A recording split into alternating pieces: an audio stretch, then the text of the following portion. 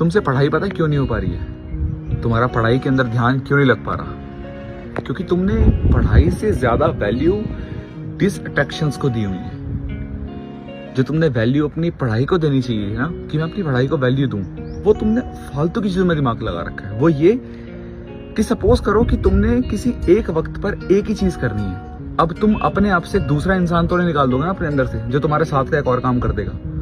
मेरे कहने का मतलब सिर्फ इतना सा ये है कि अगर तुमने फोकस सिर्फ अपनी पढ़ाई के अंदर करना है और सीरियस होके किसी भी चीज को लेके पढ़ना है फर्दर योर फ्यूचर, तुम्हारे को सिर्फ इस चीज पे ध्यान देना होगा कि तुम्हारे दिमाग के अंदर कहीं से भी स्ट्रेस ना आए।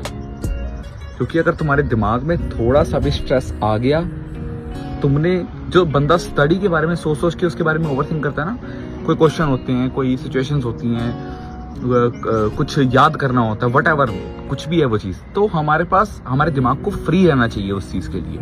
अगर ओवर थिंकिंग के लिए हमने टाइम निकाला हुआ है, ठीक है, जो चीज हमने सोच के याद करनी है, हमारी पढ़ाई उससे अच्छी होगी। अगर हम बकवास बातें सोचेंगे उसके बारे में, तो फिर हमने पढ़ना कहाँ से है? हमारी पढ़ाई कहाँ से हो पाएगी? क्योंकि वो जो हमारी फ्री मेमोरी थी हमारी स्टडीज के लिए, उसको हमने यूज कर लिया किसी अननेसेसरी चीज के लिए, जो कि हमारे को स्ट्रेस दे रही है। तो अगर पढ़ाई में फोकस करना है, अपनी मेमोरी को फ्री रखो।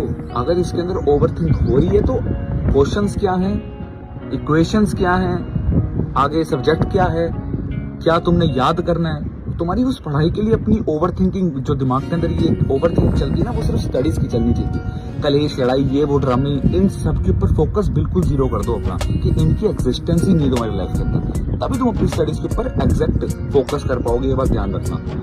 हमारे मूड का अच्छा होना बहुत जरूरी है हमारे स्टडी के अच्छे रिजल्ट्स के लिए।